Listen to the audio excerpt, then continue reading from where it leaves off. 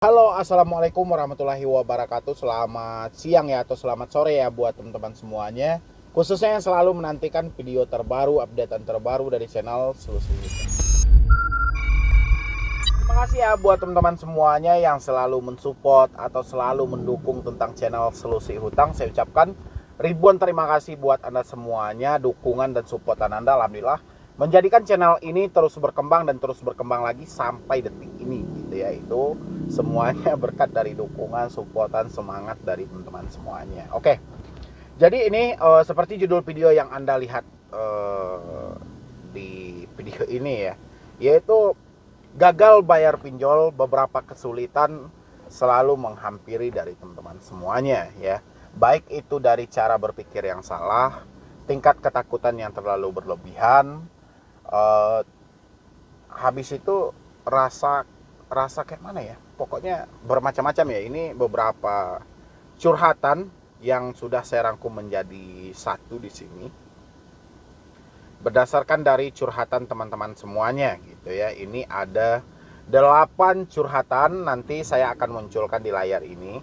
Anda boleh lihat itu dan saya akan jawab satu persatu dari pertanyaan itu ya, karena sayang juga ya, mereka sudah curhat, mereka ingin bertanya, dan saya mencoba untuk meluruskan permasalahan ataupun pemikiran yang ada saat ini untuk mengganggu psikis ataupun kehidupan mereka ke depannya. Masuk ke channel Solusi Hutang, mencari updatean terbaru. Oke, ini mudah-mudahan ini pertanyaan Anda. Kalaupun bukan dari pertanyaan Anda, minimal ini sudah bisa mewakili keraguan demi keraguan yang ada dalam pikiran Anda, ataupun misalnya bisa mewakili lah pokoknya semua pertanyaan gitu ya. Di sini memang saya bacakan nama orang yang bertanyanya ya, karena dia juga tidak menyebutkan nama aplikasinya apa di sini, jadi nggak ada masalah sih ya. Saya sebutkan nama orangnya. Oke, di sini emailnya yang masuk dari Dennis Kamto. Assalamualaikum warahmatullahi wabarakatuh. Selamat malam Pak, perkenalkan saya Denny dari Blitar Jatim. Ini saya terjebak dengan pinjol sampai beberapa pinjol dan cara nagihnya sangat tidak baik dan sudah ada yang sebar data. Saya minta tolong untuk solusinya. Oke. Terjebak di pinjol, baik itu satu ataupun beberapa pinjol, dan kita telat bayar ataupun gagal bayar. Mungkin yang pertama dilakukan oleh debt collector.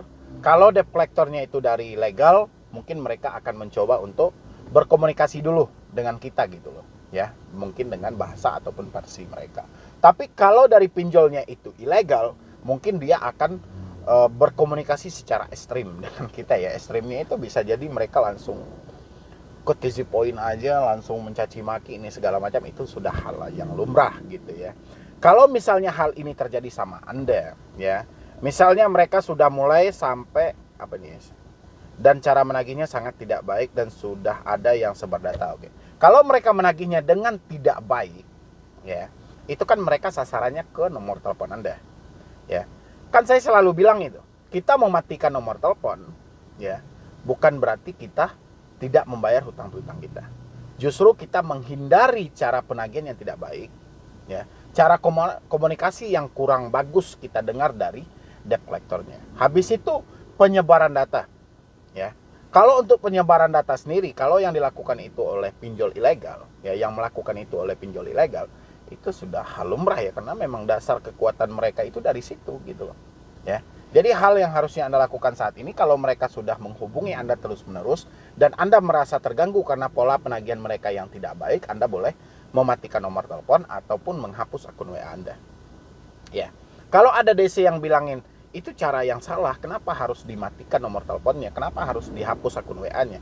Pertama, telepon itu gunanya untuk menghubungkan ya satu orang ke orang lainnya ketika jarak yang memisahkan mereka ya. Tapi saat ini tidak. Telepon digunakan oleh debt collector untuk memaki si debitur mereka yang telat bayar. Ini sudah salah konsep. Ukurannya mereka kan cuman mengingatkan tentang soal tagihan, itu wajar-wajar aja ya. Tapi kalau sampai mereka mencaci, sampai mereka memaki, itu sudah tidak wajar. Jadi Anda mematikan telepon, Anda mematikan WA, masih ada alamat yang valid. Anda nggak salah kok ya. Kalau memang debt collector kurang terima dengan hal itu, mereka kan bisa mengunjungi berdasarkan KTP yang valid banget gitu loh. Data kita kasih Yang sejujur-jujurnya datanya, tidak ada yang kita setting gitu loh. Itu yang paling pertama ya. Habis itu yang kedua ini Adrian Iskandar. Tes, maaf saya subscriber pengikut baru Bang Medi. Oh ya, cuman itu aja ya. Oke, gini lagi.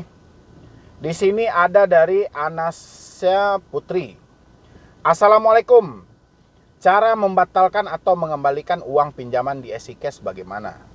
Dan saya udah keluarkan aplikasi EasyCash-nya, Kak. Bagaimana itu? Ya. Kalau di sini pertanyaannya memang agak, saya pun juga sempat bingung ya, bingungnya gini. Nanti takutnya saya paksain untuk menjawab, saya belum tahu nih arahnya ini. Misalnya cara membatalkan atau mengembalikan uang di EasyCash. Kalau untuk mengembalikan uang di EasyCash, kalau Anda sudah mengajukan pinjaman itu biasanya mereka akan memberikan virtual account atau nomor rekening yang untuk pembayarannya. Biasanya seperti itu. Tapi kalau di sini Anda bilangin untuk membatalkan, persi membatalkan ini gimana? Atau Anda sudah mengajukan pinjaman dan pinjaman itu sudah di ACC, duitnya sudah masuk ke rekening Anda, itu persinya kayak mana ini? Jadi makanya di sini pertanyaannya agak rumit ya. Jadi yang bisa saya jawab itu mengembalikan uang ke EasyCash bagaimana? Ya mungkin melalui virtual account, mungkin melalui nomor rekening yang mereka tuju ya. Dan saya sudah keluarkan aplikasi EasyCash-nya, Kak. Bagaimana itu, Kak? Ya, itu nggak ada masalah. Sejauh Anda meminjam, Anda bayar, ya itu nggak ada masalah. Ya, karena saya juga agak samar-samar dengan pertanyaannya. Habis itu lagi di sini minta solusi Galbay di aplikasi pinjol. Agus Dwi. Assalamualaikum Bang, saya salah satu dari peserta Galbay di aplikasi pinjol. Saya diteror dan disebarkan data ke kontak. Solusinya bagaimana, Bang? Ya kalau misalnya Anda diteror saat ini ya, melalui nomor telepon Anda ataupun melalui WA Anda, sementara tutup dulu. Ya, supaya tingkat kepanikan kita tidak terlalu berlanjut dan berlanjut setiap harinya. Kalau misalnya mereka menyebarkan data ke kontak Anda, nanti ada salah satu dari kontak Anda atau beberapa kontak Anda yang komplain akan hal itu, Anda bisa sampaikan. Mohon maaf atas ketidaknyamanannya, ya. Itu yang paling pertama. Habis itu, kalau ada yang masih menyampaikan soal hutang-hutang yang menyangkut nama saya, tolong dong suruh ke alamat saya pengen jumpa dengan orangnya. Begituin aja. Ya. Jadi biar semuanya jelas. Siapa orang yang menyampaikan kepada Anda, nanti suruh ke rumah saya. Kayak gituin aja kalau kita menghadapi kontak. Nggak perlu kita terangannya begana yang begini. Karena mereka yang belum pernah masuk ke dunia pinjol akan sulit banget untuk kita jelaskan. Ya, pasti juga akan kita yang salah. Habis itu lagi ini agak unik ini ya.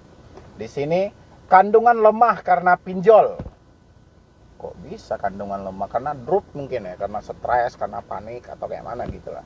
Malam Bang Medi, saya saat ini sedang hamil tapi saya sakit-sakitan karena mikirin pinjol, saya capek tutup gali lubang. Sabtu kemarin saya reset HP dan hapus WA karena nggak tahan lagi baca ancaman DC ilegal. Sekarang kandungan saya lemah karena jika harus bayar pinjol ilegal saya nggak ada uang dan terlalu besar yang harus dibayar. Data saya sudah disebar oleh DC-nya. Oke ya. Ini namanya tidak ada, nama orangnya cuman HP baru ya. Ini buat ibu yang bertanya kepada saya, kandungan Anda lemah gara-gara Anda diteror dan diancam oleh DC atau data disebar, ya otomatis panik, badan panas dingin. Saya paham banget itu rasa ketakutan itu seperti apa. Mungkin keringat, mungkin rasa capek ya. Apalagi kalau kita terlalu banyak berpikir ya.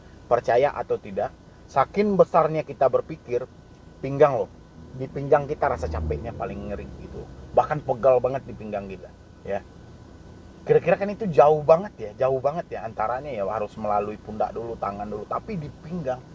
Memang apalagi ini terjadi kepada ibu hamil, dia yang pikiran dia terus-menerus memikirkan sesuatu yang menyatakan bahwa mereka sudah tidak mampu lagi. Dia sudah tidak sanggup lagi. Ini memang akan berdampak ke kehamilan dia. Tapi saya sarankan sama ibu ini ya. Ibu merinset HP dan menghapus WA karena nggak tahan baca ancaman DC ilegal, itu sudah bagus. Tapi alangkah baiknya setelah nomor itu dirinset, HP itu dirinset, nomornya diganti ya. Tapi kalau hanya dirinset aja, hapus WA aja, kemungkinan DC masih bisa menyerang Anda melalui telepon, melalui SMS. Jadi supaya lebih lengkapnya, Setelah HP di reset, cabut kartunya, ganti dengan nomor baru. Ya. Habis itu sekarang kandungan saya pinjol ilegal, nggak ada uang dan terlalu besar. Pinjolnya suruh aja datang ke rumah. Masalah mau besar mau tidak besarnya itu urusan nanti. Yang penting kalau ada mereka masih nyebarkan data ke orang-orang sekitar, sampaikan suruh DC-nya datang ke rumah. Saya mempersiapkan uangnya, tapi saya tidak akan melakukan lagi via telepon. Dan Anda jangan berpikir yang aneh-aneh. Misalnya hutang saya numpuk sampai sekian, saya di penjara, saya ini. Jangan gitu loh. Ya. Biasanya drama yang melampaui batas dari pola pikir ini yang akan menambah drop diri kita gitu loh, ya. Contoh sesuatu yang belum terjadi, habis itu pikiran kita malah merespon ke sana. Ini baru makin kejam nanti ke bawahnya, ya. Habis itu di sini, Assalamualaikum Bang, mau tanya, aku galbay soalnya nge-WA terus, kalau di blok nggak apa-apa ya kan? Ya kalau mereka mau WA terus setiap hari dengan ancaman dan teroran, nggak apa-apa. Tapi kalau mereka mau WA-nya cuma sebatas menyebutkan nominal tagihan kita, ya abaikan aja lah dulu sambil kita pelan-pelan bisa berusaha gitu loh. Ya, sambil kita bisa mengusahakan uangnya, nanti suatu saat kalau sudah terkumpul segera diselesaikan. Oke, ini mana lagi?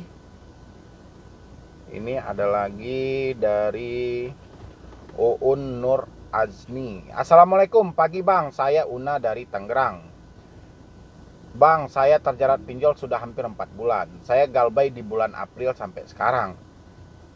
Sudah diteror apapun itu bentuknya, tapi memang belum ada uang untuk bayar, posisi saya sedang hamil 6 bulan. Dan ditinggal suami juga pergi entah kemana. Saya masih kerja banting tulang untuk hidup, untuk makan dan untuk biaya persalinan. Minggu-minggu kemarin DC Kredivo datang, Bang, ketemu ibu saya, dan sekarang saya sedang diteror oleh Shopee karena masalah Shopee Pay Later dan Shopee Pinjam. Saya tidak mau memikirkan karena sedang hamil, tapi tetap kepikiran Bang. Mohon dibantu apa yang harus dilakukan Bang. Terima kasih, semoga direspon. Oke. Jadi ini hampir sama ya dengan ibu tadi yang juga hamil juga. Ini hamil 6 bulan, yang ibu tadi saya juga nggak tahu ya hamil berapa. Jadi kalau Anda terus-menerusan pikiran Anda ke situ, sementara fakta dan kenyataan dari keadaan Anda menyatakan sudah tidak mampu lagi, sudah tidak sanggup lagi, alangkah baiknya putar dulu pikiran Anda, ya, ke kehamilan Anda, ya. Jadi robah fokus Anda. Kalau misalnya itu sulit Anda lakukan karena nomor telepon Anda masih aktif dan DC masih terus-menerus untuk meneror Anda, supaya bisa memfokuskan diri Anda ke hal yang lain, salah satunya ke kehamilan Anda, tutup akses dari debt collector dulu. Aksesnya salah satunya telepon, WA, tutup dulu. Ya, habis itu reset HP Anda. Ya, jadi pelan-pelan Anda bisa mengalihkan fokus Anda. Sambil Anda juga pelan-pelan nanti bekerja dan mengumpulkan uangnya. Ya. Salah nggak itu Bang? Sejauh ini tidak ada yang salah. Sejauh alamat Anda valid, tidak ada yang salah.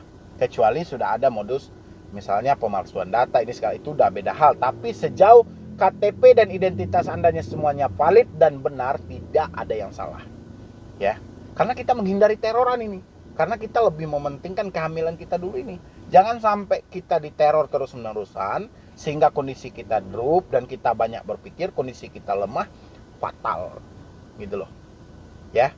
Mungkin dari saya cuma itu aja, mudah-mudahan itu bisa menjawab dari pertanyaan teman-teman semuanya atau sedikit membantu keraguan atau kepanikan yang ada saat ini. Ya. Jadi buat teman-teman nanti yang mau konsultasi atau diskusi dengan tim saya, silahkan di nomor yang ada di deskripsi. Kalau misalnya tidak ada deskripsi ini, Anda boleh cek di video-video lainnya. Ya. Saya sengaja tidak memunculkan lagi nomornya karena terlalu banyak. Ya. Jadi saking banyaknya yang curhat, takutnya tidak kerespon semuanya, kan kasihan. Makanya saya tidak munculkan beberapa hari di video saya. Tapi Anda bisa lihat di video-video lainnya gitu loh, ya.